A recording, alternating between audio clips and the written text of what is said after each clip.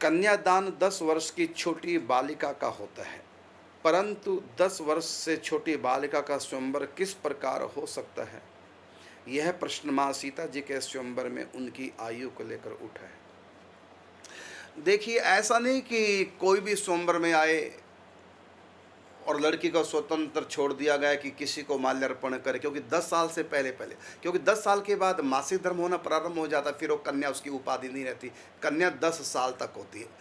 1 साल जब हो जाए उसके बाद 1 साल से 10 साल की कन्या, 9 कन्या बनती हैं, 9 तरह की आयु, तो ये ही कन्या कहलाती हैं। 1 वर्ष से कम आयु की भी कन्या नहीं, और 10 वर्ष की अधिक आयु हो जाए तब भी कन्या नहीं। और देवी भागवत पुराण में आप पढ़िए, कन्या पूजन में 9 कन्या चाहिए। 1 वर्ष की, 2 वर्ष, 3, 4, 5, 6, 7, 8, 9, 10 साल तक, ये 9 कन्या चाहिए।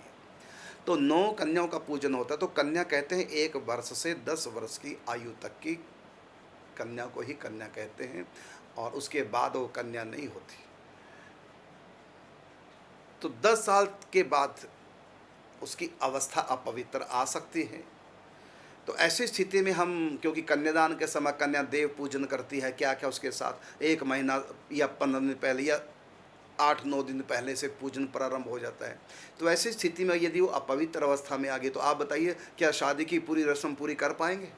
नहीं हो पाएगी। इसलिए 10 साल से पहले विवाह कर दो, रहे भले माँ बाप के पास। जब वो युवा हो जाए उसके बाद गौने की विदाई करके पति के संग भेज देते थे। पहले नियम था, और यही शास्त्र का, हमारे सनातन धर्म का नियम है। और अब यह कि 10 साल की कन्या का स्वयंवर वो अपने आप ही वर कैसे चुन पाएगी? इसका अर्थ ही होता है कि चुनती तो स्वयं ही है, लेकिन उस स्वयंवर की सभा में जो युवराज राजकुमार बैठे होते थे, ये नहीं कि कोई भी मुंह उठाए और आ गया, उनको निमंत्रण दिया जाता था। ये राजा तय करते थे कि मेरी कन्या के योग्य किस राजा का पुत्र है। ये पहले पूरी इंक्वायरी होती थी, अचानक नहीं कन्यादान होता था। तो सालों पहले इंक्वायरी होती थी किस राजा के यहाँ और योग्य, बेटी के योग्य लड़का है, उसी राजा के यहाँ निमंत्रण जाता था, वही स्वयंवर में आता था। और जब स्वयंवर में आता तब भी देखा जाता था कि गलत तो नहीं है, मेरी बेटी के माने विवाह की योग्य है कि नहीं लड़का।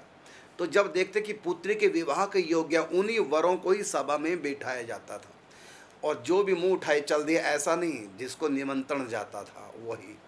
तो वहाँ सब जितने भी होते सब योग्य ही होते थे पिता की दृष्टि में, लेकिन फिर भी उस समय लड़की को कहा जाता था, हैं सब तुम्हारे योग्य, इनमें तुम देख लो, तुमको जो प्रिय है उसी के गले में आप वरमाला पहना दो। तो इस रीति से गलत का सिलेक्शन हो ही नहीं सकता, क्योंकि कन्या हमेशा रूप पर मोहित होती है, और कन्या की योग्यता के अनुसार योग्य वर वो कन्या कैसे देख पाएगी 10 साल की ऐसे छोटी? वो तो पिता ही देख पाएंगे ना। इसलिए पिता अपनी बेटी के योग्य वरों को तलाशते थे, उन सबको बुलाते थे, और फिर कन्या के हाथ में वरमाला लेकर के कह दिया जाता था जो तुमको इनमें पसंद आए, क्योंकि सब के सब पिता की पसंद है, सब के सब कन्या के योग्य हैं। उनमें किसी एक को कन्यादान मतलब वरमाला पहनाई जाती थी। इस रीति से स्वयंवर होता था। ये आपके प्रश्न का उत्तर है। आपने जो प्रश्न किया कि इतनी छोटी आयु में भला उस स्वयं कैसे योग्य वर को ढूंढ पाएगी, कैसे स्वयंवर हो सकता है।